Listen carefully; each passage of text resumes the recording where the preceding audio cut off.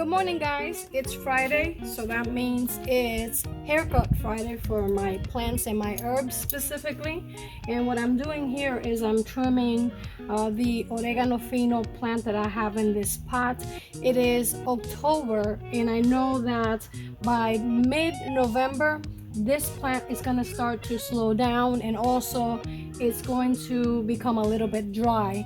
Even though I am in Florida, the winters in Florida can sometimes be a little harmful to these delicate herbs, and since this oregano is not native to Florida, you do have to take special care. So I make it a habit to give my herbs a haircut, like I say, every Friday, according to my grandfather, who was very wise, and I'm smart enough to follow his advice. So I'm trimming my herbs, and what I'm doing is trying to even it out to keep it as round as possible.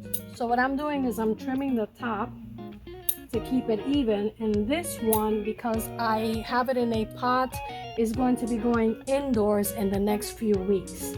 And what I will do is I will start by keeping it in the enclosure, and then slowly and gradually bring it indoors so that it can get used to the air conditioning. So from now on until mid-November, I will make it a habit to trim it and keep it as short as possible.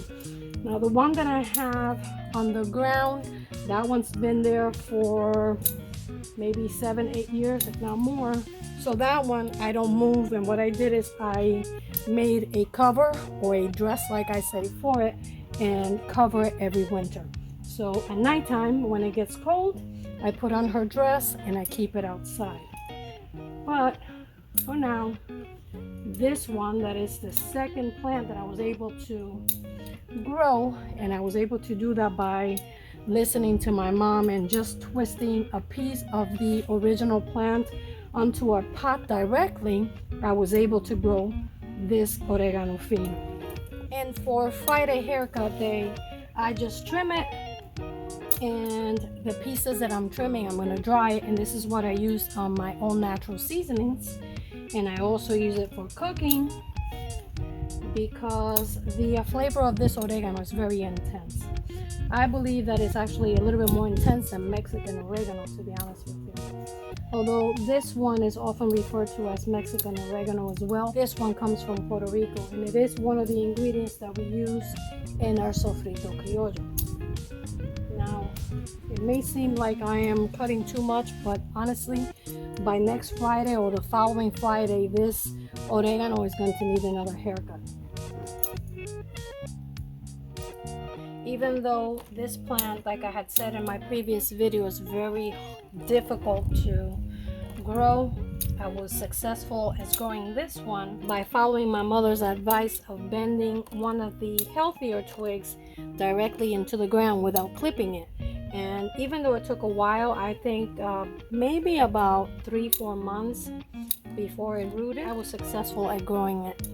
I'm very excited because this is my favorite oregano. I do have several varieties of oregano, but this one's my favorite. And I've been making sure that I keep it going.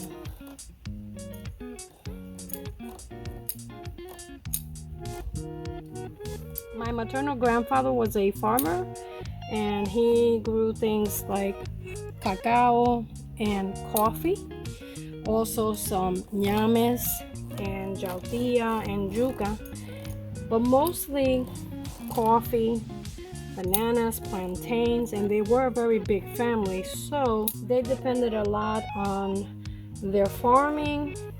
He was also a pig butcher, so we grew up watching them do all of these things, which to me is a blessing because I learned a lot. Unfortunately, I don't think that they realized just how much of an impact they had on me, but they did. Okay, this looks good, and for the next couple of weeks, like I said, I'm going to continue trimming her.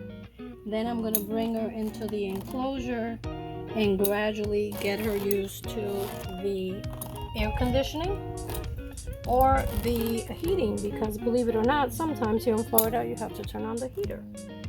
Earlier today, I also visited my habanero plants, which are loaded with habaneros. I've been picking some of the ripened ones, and I plan to make a hot sauce for my husband. He loves habaneros. And when I go inside, I'm going to show you how I trim these and also how I dry them and get them ready for the spices or for the sofrito criollo. Take a look at all the oregano that we picked from giving my oregano fino a haircut. I also picked my first Meyer lemon. And this is the lemons that I showed on the previous video when I gave you guys a tour of my garden. I also picked some mint to make myself a tea, and I gave my chamomile a haircut as well because I'm going to be making a flavored water just like the blackberry water that I shared with you guys and the rosemary water. Remember that that's the best way to incorporate probiotics into your body, and using what you have already in your garden and in the home is the easiest way to make those flavored waters, as opposed to those overpriced waters that you find in the supermarkets and health food stores that claim to be good for you. However, most of them are less than 1% real juice. So if you can make them at home using what you already have in the garden, that would be ideal. Okay, so here we have the oregano fino that I picked earlier, and what I like to do, even though I don't use any types of chemicals in my garden, I always like to rinse it once or twice. So I keep it submerged in water with a little bit of baking soda for at least an hour if I'm pressed for time. So now what I'm doing is stripping the oregano leaves from the stems. And remember that video I showed you how to start the barbecue? I don't throw these out. I usually just dry them and add them to the coals when I'm barbecuing. So I'm going to set those aside. And in here, I have some of the oregano fino that I picked last Friday. I was a little bit under the weather, so I didn't get a chance to pick more. So what I'm going to do is just add it to this little homemade bowl that my mother sent me from Puerto Rico.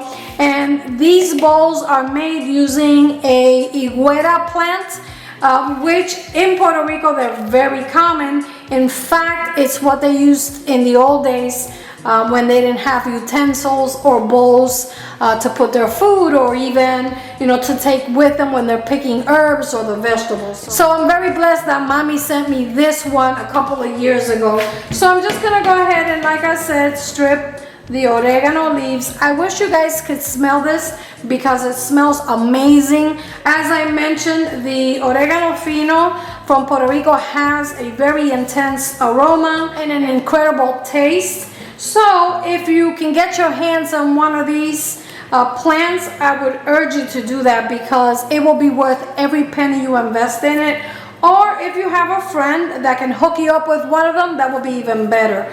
But basically what I do, because this dries very quickly, to be honest with you, I'm just going to strip all the oregano, leave it in the bowl, or maybe just lay it out in one of these mats, and in about 2 to 3 days time it will be dry, and then I just keep it in an airtight container until I'm ready to make my all natural seasonings or my homemade sofrito.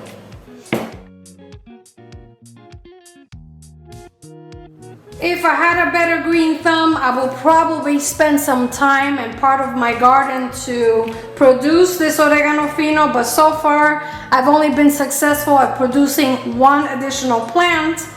And of course, my space is limited. I do live in an HOA community, and I really can't expand more than I already have, or maybe just a little bit more, but not enough to grow this oregano fino to share with all of you. But like I said, if you can get your hands on some of this oregano fino, or if you visit the island of Puerto Rico, make sure that you get your hands on one of these plants.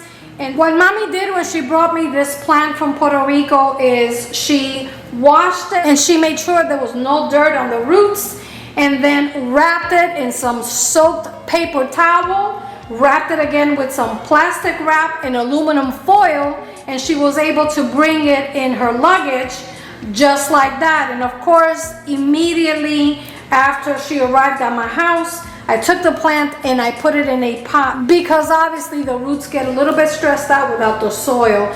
And Lord and behold, it's been, I believe, 8 years, maybe 9 years if I'm not mistaken, since she brought it, and the oregano fino is thriving. And now I'm just working my way into propagating it and growing as much of it as possible, because it is one of those ingredients that I use a lot. I use it to make sofrito. I also use it to make my all natural seasonings like the adobo and the sazon criollo and the all pro seasoning that I make. I encourage you, if you visit the beautiful island of Puerto Rico, bring it home, and I guarantee you, you're gonna love this plant in your garden.